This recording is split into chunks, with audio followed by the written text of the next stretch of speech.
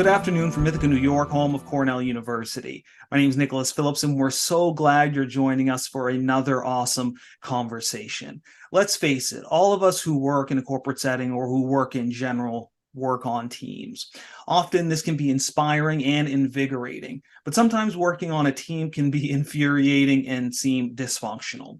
Today, we're looking at a new way of solving this problem by using the concept of the golden triangle to look at how to optimize team performance demands from diverse perspectives.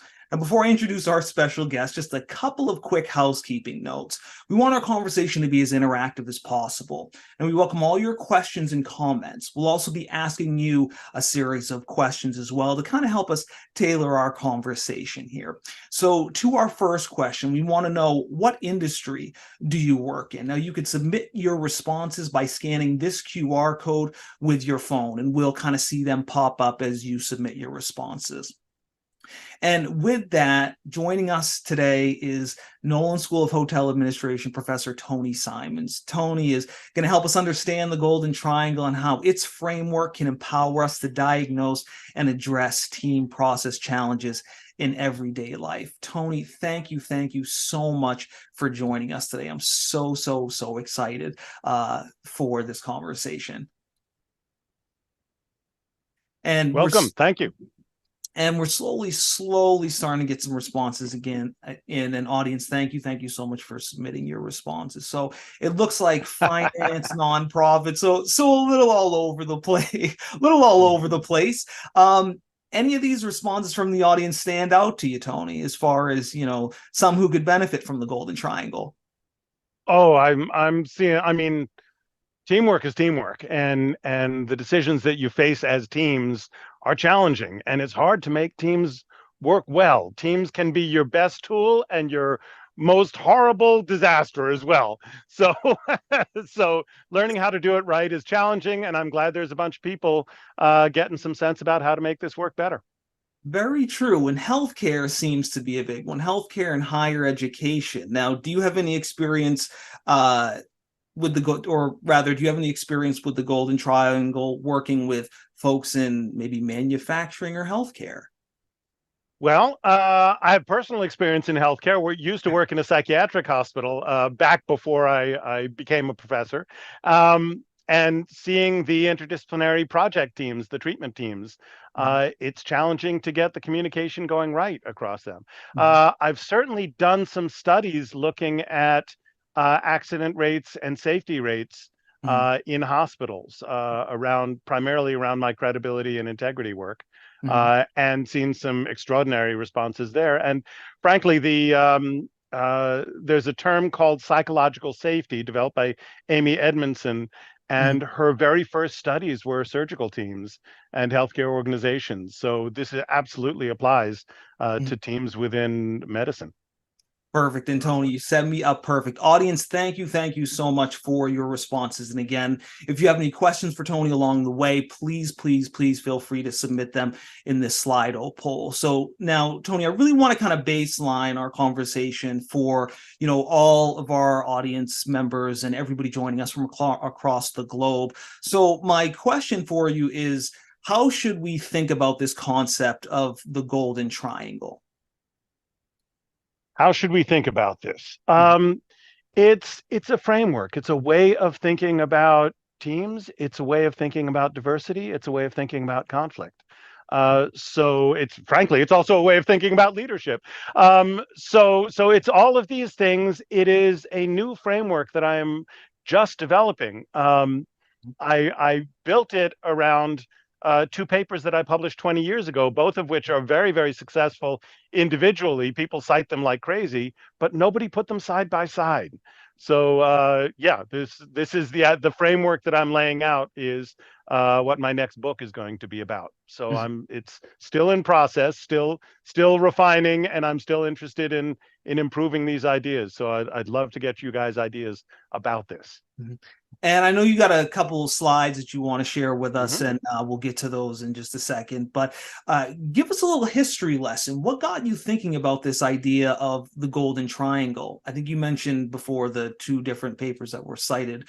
So it's those two different papers Yeah, I'm in my last few years as a professor here and wanted to write another book because I had a great fun writing my other book, The Integrity Dividend, which came out in 2008. It's about credibility and leadership credibility. Um, and I had so much fun doing that that I wanted to do another. And I looked at those old papers, and what I found was that over the years I had taken to presenting them as a single unit, the two papers, because I think they tell a really cogent story.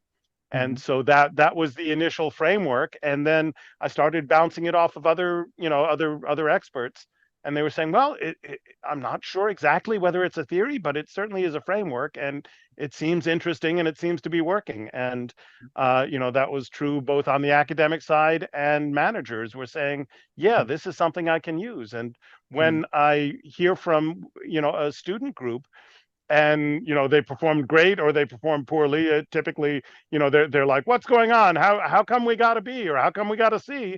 And I'm like, how's your golden triangle? And all of a sudden they can think about what went on in their group that might have been improved. Mhm. And this is a perfect time to transition. So, Tony, talk to us a little bit about the Golden Triangle. I know you got a couple of slides that you want to share. Yeah, you want me to set this up for screen share Slides. now? Yes, please. Okay, I think our tech person wants us to take a 1 minute to do the transition. So, Yes, we will. so Yes, start the clock. Let's get the transition going. yeah, we will. We will definitely take a minute. So, you talked about the two different papers. Now, when you released the two different papers, was it a situation where people just immediately started bringing the two together, or when did this concept of bringing the two together come together or really take hold?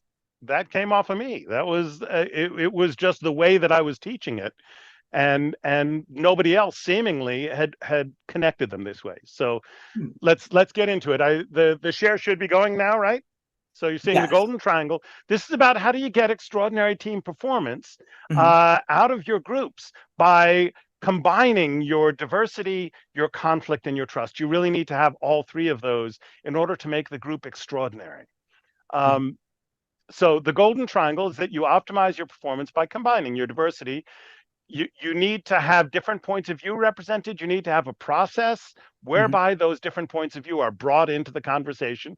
That is often going to result in some form of conflict or dialogue or some experience of tension there. And then you need to have the underlying trust that allows you to go through this, resolve those dilemmas, and stay together as a team and keep it from going bad. So let me lay this out for you, that all three are necessary. Um, Starts out with study that I did back at the very beginning of my career as a scholar in my dissertation. I was looking at the impact of top management team conflict, and so I made a connection with the Printed Circuit Board Manufacturers Association. And printed circuit board manufacturers are these tiny organizations of about 10 or 20 people altogether. So I had 57 of those companies lined up, interviewed or ran surveys with the senior executive and the VPs, the top management team. And then there wasn't all that much gender diversity or racial diversity within the teams. But I measured how different were they in ages from each other, what was their educational level diversity, and then I also asked them to describe their business environment, and noticed and measured how different were their descriptions of the business environment, how in terms of what were they noticing differently. So I made that into a diversity score, and this is the publication that it appeared in. And it's been cited about 1,900 times since I wrote it, at least, and that was as of earlier this year. Yeah, so that's quite a lot. And what I ended up finding was that the impact of debate in the top management team on the company's bottom line, changes in sales, changes in profitability, depends on how much diversity there is in the team. The Mhm. groups with high diversity here benefit a whole lot from debate. The more debate they're having, the better they're doing. Groups with really low diversity, their debate is driving their performance down. So why would that be happening? Mhm. Let's see. Oh, and I can tell you about why that happened, but I also want to say there was a side effect on this because of the nature of this this analysis, you can also turn it on its side and say this is also about the impact of diversity, that the impact of diversity depends on whether you're bringing it into the conversation, where the diversity, absent with low debate, the diversity is driving their performance down. With high debate, it's driving performance up. So what's going on under that? Diversity, the fact that you have people thinking differently, the fact that you have people with different backgrounds in the room is going to make it harder for those people to communicate with each other. That's just the nature of the beast. There's going to be some challenges if you have fewer shared experiences to draw on, right? But if you capitalize on that difference by bringing it into the conversation, by really using it to make better decisions, then it far outweighs the downside of having a slightly more difficult communication process. Okay. And the conflict is productive if and only if it's based on true difference of perspective, right? It's got to be difference of perspective, because in fact, those three diversity forms that I measured there, the more cognitive, the more it's about different people thinking differently, the better. So demographic diversity is important for justice reasons, and it's also important because it brings you people who think differently. And if you're trying to increase diversity on your team by bringing in people who look different but think the same, you are missing the point, right? You want to find people who think differently. You want to find people with different personalities, different risk profiles, all kinds of things like that. So it suggests then that diversity is your greatest asset, but it's also a liability if you're not making use of it, if you're not engaging it and managing it properly. Likewise, conflict or debate is necessary to enhance group effectiveness, but it's got to be based on genuine difference of perspective, and then you have to kind of know how to do it constructively. People, I hope people are with me so far. Let me, the practical implications then. Yeah, it's strange. I'm speaking here. I'm not getting the direct feedback. Are you seeing any comments on Nick on your side? I am. We're slowly starting to get some questions and some comments coming in. So when you finish, we'll touch on a couple of those audience Okay, I'll questions. keep it moving forward then. So practical implications. You want to bring in people who are thinking differently. Surface difference is not enough. You want to use those differences in your decision and discussion process. You want to establish a norm for healthy, vigorous, friendly debate, right? Not the nasty kind, but but where people are genuinely listening to each other, genuinely trying to address each other's concerns, build on each other's arguments. Now, if we are encouraging people to have this debate, we run into a problem, because people who study groups and study in particular conflict in groups differentiate task conflict, which is debating about the issues, from relationship conflict, which is people being pissy with each other and people holding grudges and being angry and all this kind of stuff, which is never a good thing, right? The task conflict is often a good thing. And while in the laboratory, you can set up a student group and they'll have the task conflict and all that's good, and it's very separate from relationship conflict. When you have ongoing work groups, frequently the two are intercorrelated, that when one happens, very often the other is happening too. The correlation, for those of you familiar with correlations, is between 0.5 and 0.6. That's a really high correlation. Very often, task conflict seems to be spilling over into the relationship conflict, okay? So the problem here is that there's a spillover. So if we're encouraging people to debate, frequently that'll blow up and people will get mad at each other, okay? So I'm studying this time, it's after I'm now working at the hotel school, studied 70 hotel management companies. Again, this time I got to interview the CEO, or had someone interview the CEO, and then gave out paper surveys to the rest of the top management team. Here's where it appeared in a Journal of Applied Psychology. This one cited about 2,800 times. And what I found was that trust is the factor that allows you to have task conflict without it spilling over into relationship conflict. When there's high trust, you can have a lot of task conflict. It doesn't result in very much relationship conflict. When there's low trust, as soon as you have task conflict, it flips over into relationship conflict. It gets taken personally. Well, let's see. Okay, so why would that be? Well, because without trust, people, if someone's disagreeing with them, people attribute it to ulterior motives. They think that this person is not really raising their real concerns. They're just trying to block me. They're trying to shut down my project, whatever it might be, right? Mm-hmm. So, and with trust, it becomes possible to accept the arguments at face value and address them. So it really is very, very difficult to constructively work through a conflict if you don't trust each other, right? Mhm. Trust is really necessary in there. And by the way, if you do trust each other and then you work through the conflict constructively, that in turn is going to build more trust and thereby enhance your group further. Mhm. So practical implications, you got to build trust within your teams, right? How exactly do you do that? Well, ropes courses is one thing. Mhm. How do you build trust? Trust really grows by taking chances on each other and coming through for each other.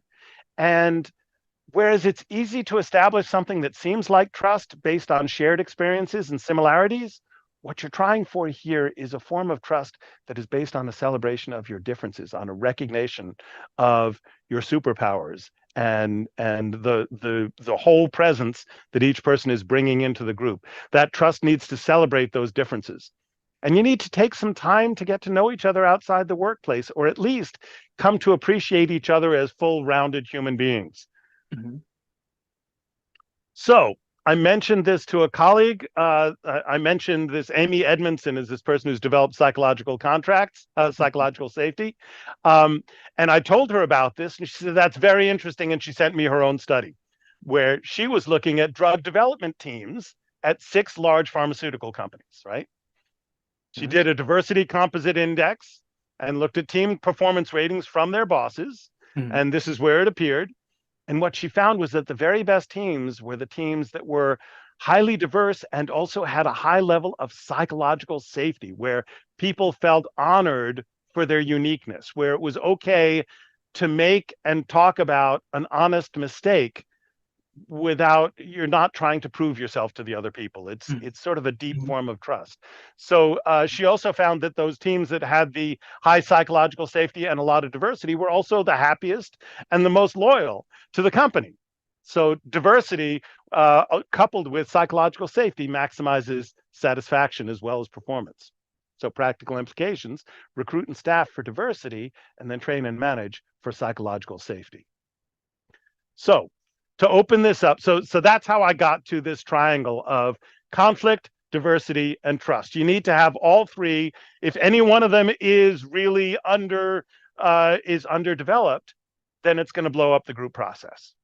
So to expand that, let's consider debate or conflict and diversity and trust as baskets that broadly represent the idea that you need to take a look at who's on your team, what's the process you're going through, and what's the emotional context that all of this happens in. So you need to have a process that really makes use of the different points of view there, and you need to have a context that keeps it safe, that keeps it friendly and warm while you're doing this. So that's the basics of the golden triangle. And as I've been reading up and learning more about it, a few more bells and whistles come up that perhaps in addition to trust, respect is also important. You need to and it's good to like each other, right? So developing trust and respect and liking is a good idea. As we're looking at how do we do the conflict, we can learn from some of the work that's been done on negotiations and how do you negotiate towards the win-win. It's called collaboration, or information elaboration is another term for it. And so I'm making connections there. The psychological safety idea started Mhm. out with our people feeling safe to be themselves and to make honest mistakes.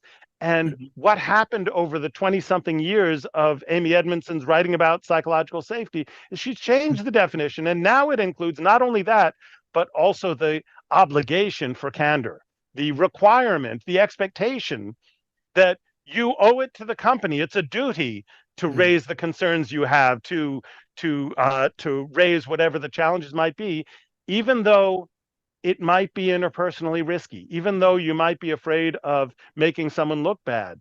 Mhm. So you need to create the safety for that. You need to Mhm. really take some extra care to reduce that hurdle, and then you need to get people motivated enough that they're willing to overcome that hurdle. Mhm. Yeah, you got some questions. Good. Yeah, Let's we're hear it. slowly starting to get some questions in. An audience, thank you all for your questions. And I had a quick follow up, and it's along the lines of a question we got from William. And William, thank you so much for submitting this question. But I kind of want to talk a little bit about this idea of trust. And you know, obviously mentioned trust a lot, but without getting too clinical, you know, what's this idea of trust when we think about working with our coworkers? So do you find that most employees are trustworthy of their colleagues, or do you find that it takes a little time to build trust with maybe some of their coworkers or even in leadership spaces? Well, it takes some time to build trust, and it's more challenging, and the payoffs are higher when people are different from you. Mm-hmm. And the way you build trust is fundamentally by taking chances on each other and Mm-hmm. coming through for each other. So, a story about that. Back when I was in college, I used to write poetry as a way to figure out stuff that was going on for me. Mm-hmm. And some of it was nicely polished, some of it was rough, some of it was nicely socially acceptable, some of it was really quite crazy, right? Mm-hmm. And I would meet someone that I was romantically interested in. We'd have a few dates, and then I would trot out my folders of poetry. And Mm-hmm. it did not go very well, typically, right? It's way too much information, way too quick. Mm-hmm. With, the insight of age, it's like, okay, what's a smarter process? Right? What's it like to receive this? It's a whole lot of information. And the person on the other side might or might not have a diary. They certainly don't have their own folders of poetry. They might have a diary or a journal, but they're not interested in sharing that with me, right? So it throws things wildly out of whack. It's way too much information.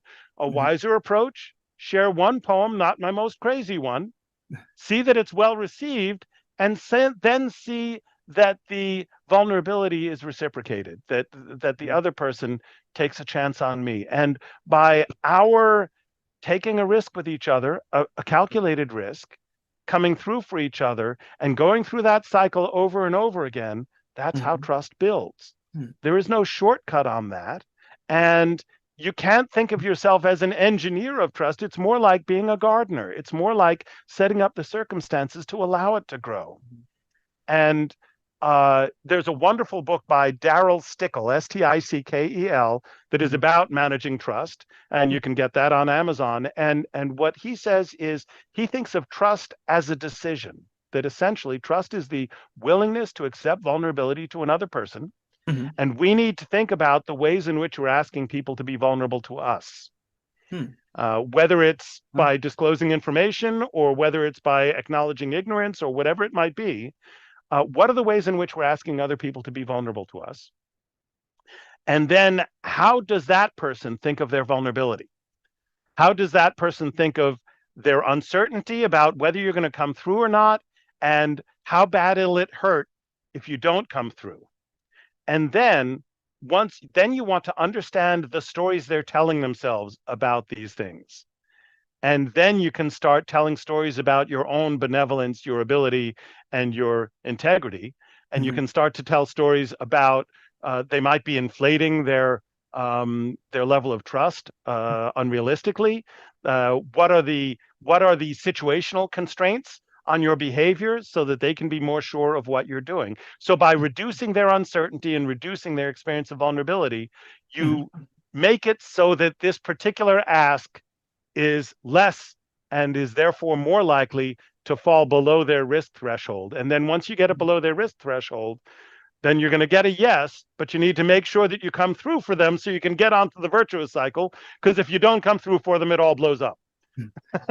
Perfect. And we just got another follow-up question along this line of trust. And I think we kind of answered William's question. So William's question was, what is the approach to establishing a baseline measurement for trust? To how do you measure it? As a scholar, I ask it with surveys. I'll ask questions about how comfortable are you having this person, your boss, make decisions that seriously affect your life. Because guess what? Your boss can. And if you're not comfortable with that, then that's a problem. And that's a trust question, right?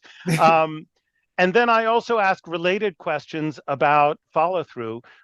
When my boss promises something, I can be 100% certain that that's going to happen, right? Mm-hmm. And notice that I phrase that as an extreme because it's way too easy to give people maxed out scores. So when you're measuring trust, ask questions that really make people say, wait a minute, I'm not sure I want to give a maximum score on that. What we're really looking at, is this a 2, a 3, or a 4? Because I probably don't trust them at a 5 level, but maybe I do, right? And then there's an occasional one that you really do.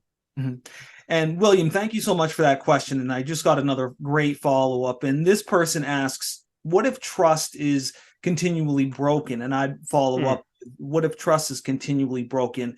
Is there a way to fix trust, or is it, like glass, it can never be fixed again? Trust is more easily broken than built, right? So that's what people are responding to when they talk about it as being like glass. It takes a long time to build trust, to build a reputation, all these things. You can blow it relatively quickly. And it's far easier not to blow trust than to rebuild it once you've blown it. But the truth is, we're all human and we blow it every once in a while. In those situations, we got to apologize, mostly by way of explaining that we didn't live up to our own standards in that moment. And we have to repair any damage that we did by our mistake, by our screw up. We need to fix that. It helps an awful lot to put in place a system that will stop that particular error from happening again and let the other person know that you're doing that. It also helps to make another promise then and make very sure that you keep that one. So, you can rebuild it. It's not easy to rebuild, and it often takes repeated efforts. But it comes down to apologizing, repairing the damage, making a new promise, and making sure you follow through. And I just got a great question in from Sean, kind of along this line. So Sean asks, how do you keep trust and safety sustainable in a workplace culture? So, you have that trust built. How do you keep that trust going in a work environment? Part of it is recognizing that how very, very important it is. Your credibility is super important to anyone who's in a leadership position, and the trust relationships are super important. So how do you sustain that? Keep paying attention to it. Keep really asking questions about the other person's world, because if you in your own world think that you kept your promise because you inserted a weasel word, like you said you tried to do something, and they feel like you actually broke that promise, they think that they understood it to mean you would accomplish X and then you failed to. It doesn't matter what the objective truth is. What matters is their subjective truth. So be respectful of and seek to learn people's subjective stories about how they understand you, how they understand the workplace, and then be very deliberate about affecting that. Once the big jump here is appreciating people's subjectivity and being humble enough to recognize you don't know what their subjectivity is. You need to ask them.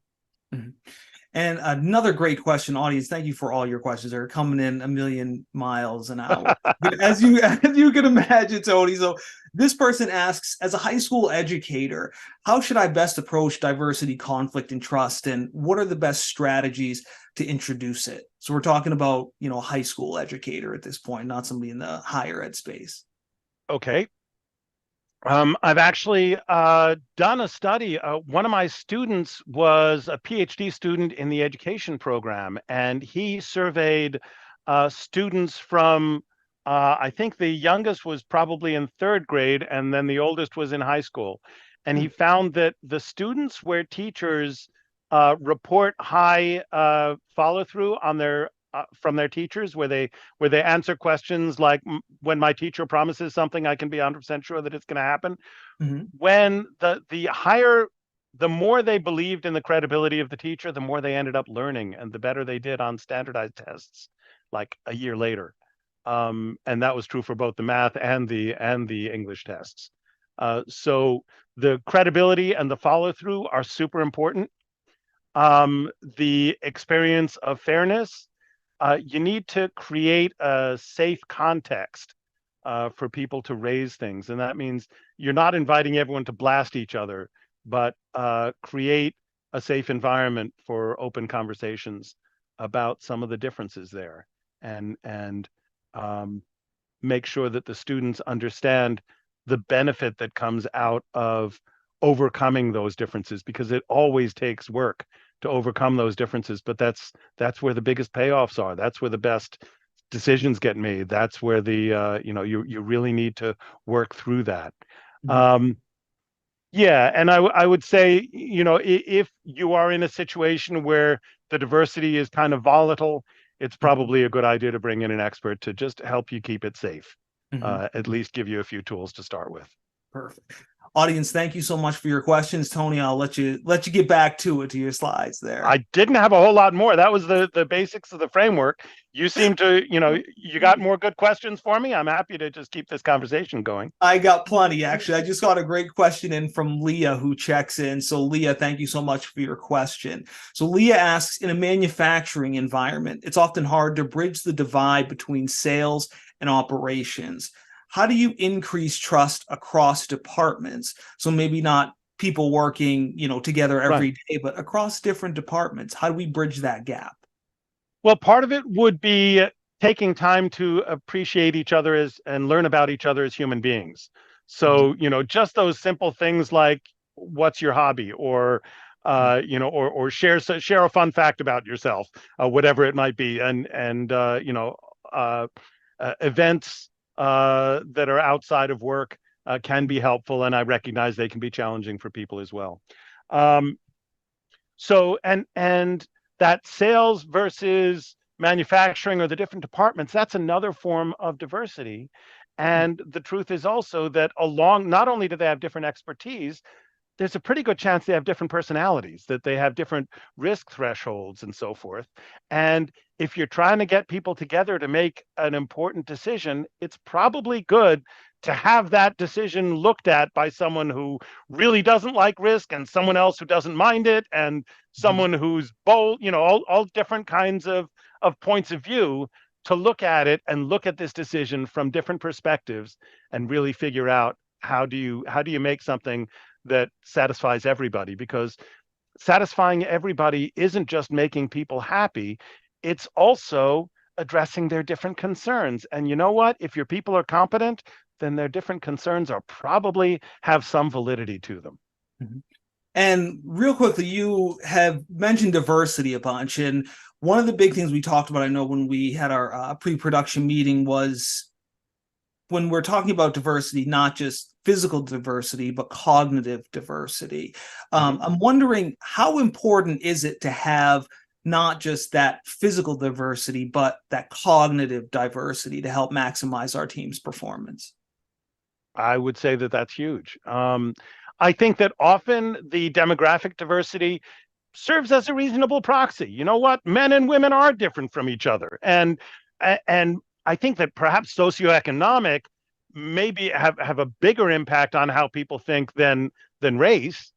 But looking for different, trying to find different points of view to bring into the conversation is, I think, absolutely fundamental. And let that add to your appreciation of the person whose personality seems really weird to you, or that it's hard to even understand how they can be that way.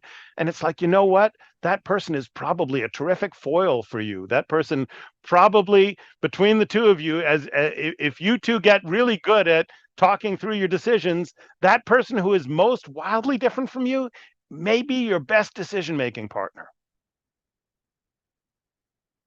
And I just very quickly wanted to mention to the audience. So, Tony, I know you're getting some research done and everything like that, and you're Happy to looking for some talk about folks that to if you want. participate in that. Just very, very quickly, I wanted to make sure I plug Sure, that before I move on. sure. So, talk to me a Wait, little bit about you want me to tell you about that process? Sure. yes, So, just get your email out there, and yeah. well, okay. So, right now that's the bones of the idea. Mhm. And right now I have several different. I've got a team of a couple of graduate students, a junior faculty, and myself, and then I've brought in some experts as well. Mhm. And we're working to flesh this out, to develop it. So one of the things I'm doing is I got these 4,500 papers that cite those original two papers, Mhm. and I'm working on how to use artificial intelligence for that literature review or to supplement that literature review, where we can look at, okay, here's two papers that were published 20 something years ago. How well supported are these ideas in the different studies that have happened since then, and what new bells and whistles are coming up, what new permutations, what's relevant. So Mhm. we're reviewing literature, and then we're also working on how do we use artificial intelligence for that, which is of course a new process. And artificial intelligence is it's not quite ready for academic use because it makes stuff up. Really, it makes up if it doesn't know the answer, it will make up something, and they call that hallucinations. And so, right, I wouldn't tolerate that on a graduate student. And so, you're not allowed to make stuff up. And likewise, it'll copy stuff. It won't always acknowledge when it uses a source. So that's plagiarism. So, so gotta make sure that it's doing things at a good level of rigor. And then I'm also interviewing executives and people who have a lot of professional experience with teamwork, good and bad. And that's where the audience can help me. My email address is tony.simons@cornell.edu, and I'm lining up conversations where what I want to do is just briefly lay out the triangle as you've seen, and then I want to hear your stories of successful and less successful teamwork, and we can talk about how does the golden triangle apply to this? Does it help here? What new angles does it suggest? What are your insights about that? So that's what I'm doing. I record and transcribe those interviews. I will only use your name with something that looks good on you. If it doesn't look good or you're concerned about making someone else look bad, just say you want to make that story anonymous and I will disguise it. There's no percentage in it for me to make anybody look bad. I'm not interested in that. Um, and that's what I'd like to do. So if you'd like to have a conversation with me about your experiences of teamwork, shoot me an email. I may not be able to schedule you right away. Actually, for the next few weeks, I'll be traveling, but I would love to get more participation that way. And I might not. I also have other team members that are also doing those interviews. So that's what we're working on right now.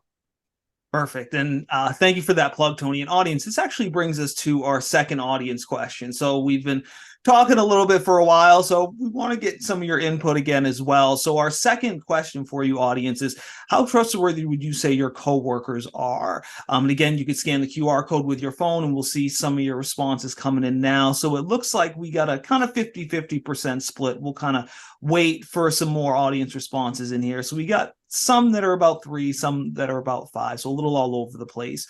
But as we wait for some of your responses, I actually just got a great question in along this lines of trust from a viewer. So this viewer asks, do you have any recommendations on how to balance privacy boundaries at work with personal disclosures to build the person as a whole trust? That's an interesting question.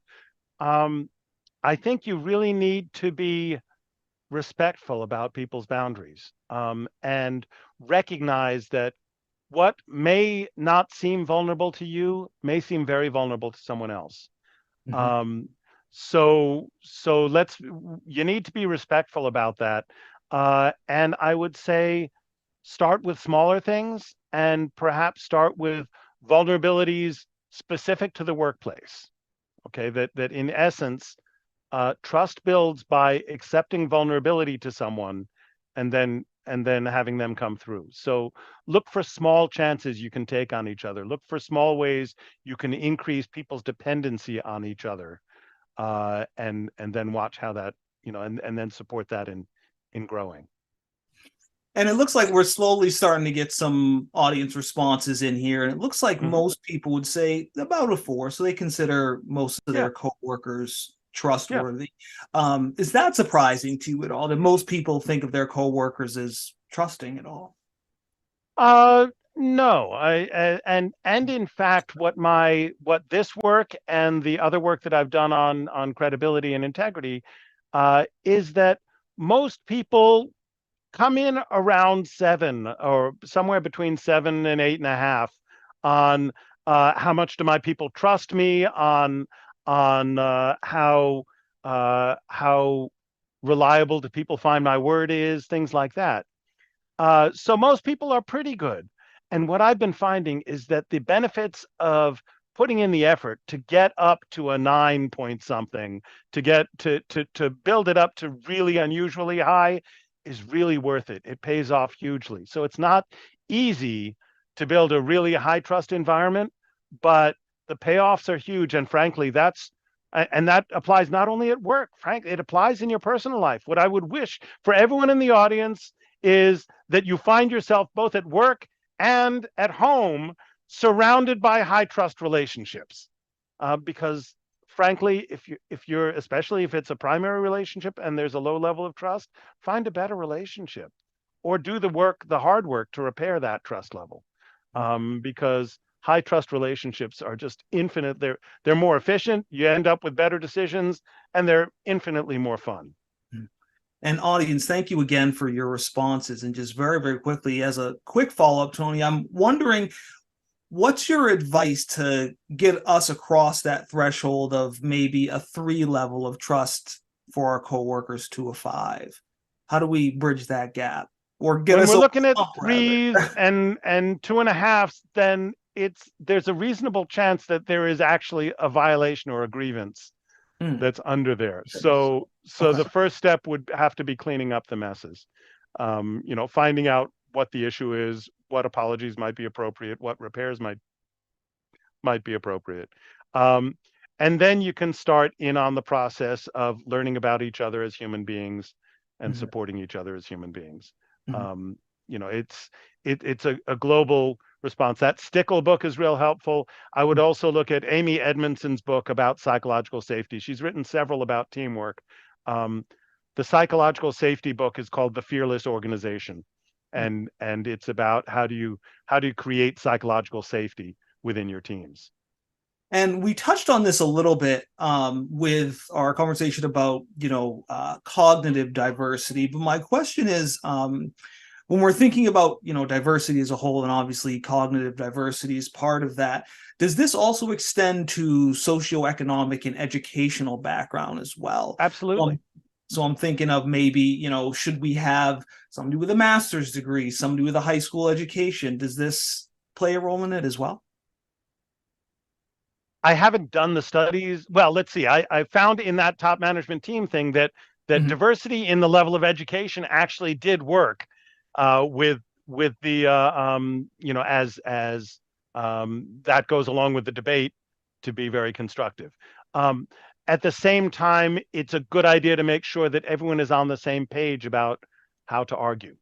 So to look very deliberately at your discussion process, what kinds of arguments to consider, and do some rules of the road for how should people argue with each other. Mhm. And I know debates, obviously, or rather, debate can sometimes be a bad word, but what are some of the benefits that can arise from having debates or having some of these different conversations among, colleagues and team members? And how do we build that foundation of, okay, it is okay to sit down and disagree with one of my colleagues about a certain project? How do we build that foundation into our everyday working life? So debate is an interesting word. The initial work that I was doing in top management teams, debate is an acceptable word. It describes potentially constructive conflict within the Mhm. diversity literature. Debate is the term that's used to contrast with dialogue, and the idea is a debate is where we're trying to win over the other person, whereas dialogue is appreciating each other's points of view. Mhm. Whereas some people use that term differently. So I'm backing off the debate term. I'll just call it conflict. And I think that we all need to get more accepting of conflict as a way to actually build relationships, as a way to come up with good decisions. When I teach negotiations, often people start off being frightened of disagreeing with each other because they think that if they disagree, then they'll blow up the relationship. But Mhm. the truth is, if it's an honest disagreement and then you work it through, the relationship ends up being better. So it's about how do you bring in the skills and the mindset that allow for the win-win outcome, that allow for both people to be right, both people to be valid, and to figure out an approach to the problem that you're working on that addresses the concerns all around the table.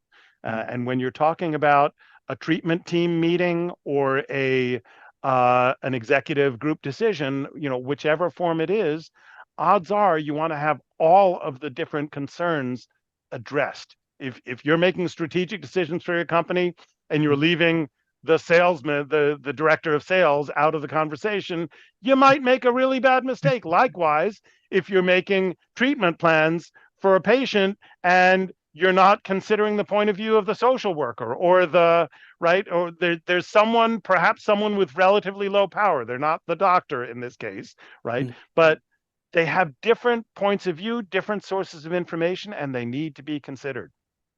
So think of the conflict as this is just part of what you need to go through in order to develop wonderful relationships and in order to make really good decisions. So we need to develop a conflict positive set of norms where it's okay to disagree with each other, as long as it's respectful and as long as it's based on data and facts rather than not liking somebody. And as just a quick follow-up on this concept of conflict, what would you say is maybe the first step in maybe a leader or an organization as a whole? What's the first step in building a space where it's okay for these conflicts to arise? What's that first step that people should take when saying, okay, I'm going to build a space where people can disagree with each other?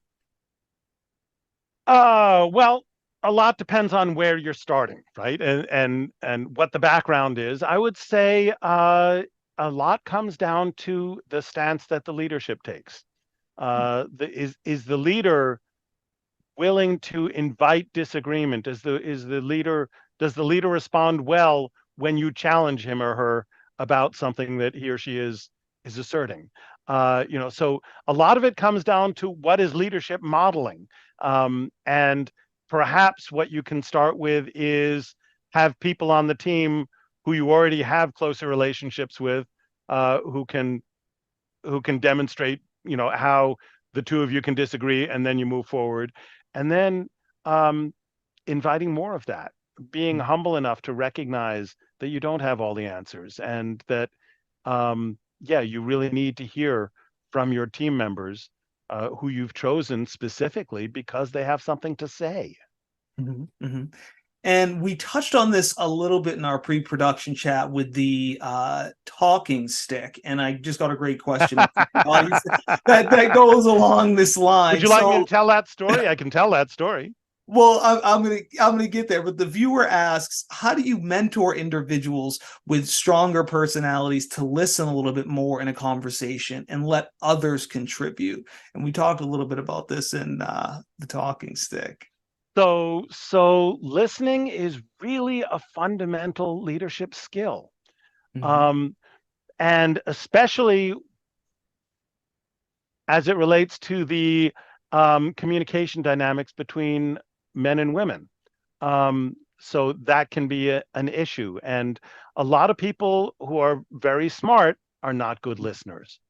So I had an experience. I'm on the board for a local spiritual center, and because of my expertise, they asked me to lead conversations about what do we value and who are we collectively. And a woman started talking about how women's leadership has systematically been suppressed in the world at large. And wouldn't the world be a better place if more women were in charge? And she used the term the divine feminine. And because I was facilitating the conversation and because I can sometimes be really quick with my responses, I started talking about how, and there are issues on the male side too about some of the definitions of masculinity are toxic, and how can we really bring forth the best and of both genders, and men and women both need to essentially master both the stereotypic male and female leadership skills, which was also valid. But because I was responding as quickly as I did, and because I responded in my big, loud male voice, The person who raised the point initially felt shut down and felt invalidated in much the same way that an all lives matter sign invalidates Black Lives Matter, right? Um, and she felt shut down by that. And it wasn't my intent. And in fact, the two observations, men, women, everyone in between has probably got to deal with some negative messages they've received about genders. And and then there's also the issue of women's leadership. Those are two separate related issues, and they don't invalidate one another. But the problem was how quickly I spoke and how loudly. Mhm. And and I proceeded to, and I was very passionate in my response, and the idea that it would address women's issues but not men's issues too was abhorrent to me. And Mhm. that was exactly the wrong thing that happened, that needed to happen. So um, that was explained to me afterwards. I heard it, I recognized it. We decided collectively that the board was going to start using a talking stick that is simply a stick that one person holds when they have the floor, just to, if someone is going into something, they should be protected from interruptions. And especially when that comes down to women versus men. But everyone should be safe from interruption. So we're using a talking stick. And then I proceeded to apologize, to meet private. I met separately with the woman that I had unwittingly shut down. Mhm. I apologized to her and I explained the way that that had unfolded, and I apologized. And I told her about the talking stick. And she responded by saying, "Wonderful. I have a talking stick that I'm willing to donate to your board." And it was made by some medicine woman or something like that. So now it's become, it developed me as a leader, Mhm. even though I was making a mistake and learning from it. It developed the team in terms of our ability to work through these issues. And it gave us this talking stick, which is now a relic that signifies our inclusiveness. Mhm. So yeah, this is the learning to listen is really important. Mhm. There's an article called Barriers and Gateways to Communication by Carl Rogers, and I'm not sure who the co-author is. And it's a useful initial guide to listening, because one of the biggest barriers of communication is the illusion of communication. If you think that communication's already happening, you stop asking questions and you Mhm. stop listening. And we have a very, very diverse range of folks who work in a wide range of industries. And I just kind of thought of it now, but I'd be interested to know, what role does specific industries play in adopting the Golden Triangle? So I'm thinking along the lines of healthcare, for example. Are they more adept at building that trust, or maybe somebody who works in the tech space or something like that? Are certain industries geared towards just naturally being more trustworthy than others? I'm not sure. Um, so, I mean, I know that in healthcare, there's a lot of people who care very, very deeply about what they're doing, um, and there are some people within that who are also not good listeners. And I suspect that there are different trustworthiness traps in different industries. An industry where there are more salespeople, you might have more people who, um, I don't know, will be expedient with their language rather than precise. In law, you'll probably have people who are fairly combative in their initial orientation. I think there are going to be different trust challenges in different industries. Is what I would come to on that. That's interesting. Audience, thank you all for your responses and your questions. We really, really appreciate them. Very last question for you, Tony. If you Okay. could kind of reach out to our audience, give them one piece of advice or one thing to walk away with when they're thinking about the Golden Triangle and trying to maximize their team performance, what's that one thing you would want them to walk away with today? Um, I think it's fundamental to look at your norms around conflict. Is it okay for people to raise a concern? Are you making it okay? Are you dealing with it in a constructive way? And setting up norms that make that permissible. If everyone's got to be nice to each other all the time and everyone's got to agree with each other all the time, that's a recipe for groupthink. That's a recipe for groups to become stupid. Mhm. So you need to capitalize on the different points of view there. That means you need to get people talking, and you need to make sure that people feel safe talking. Audience, again, thank you. Thank you so much. And Tony, just really quick, if anybody's interested in the study, what's your email address one more time? Tony.simons2ny.samons@cornell.edu. If you'd be interested in talking to me or someone on my team for a little bit, and we'll just sort of draw out your stories and bounce some ideas around. Awesome. Audience, well, thank you. Thank you so much. Tony, thank you so much. It's been a pleasure. Audience, thank you again. We'll see you at the next keynote. Have a good afternoon. Stay safe out there, and we'll talk to you at the next keynote. Be well, folks.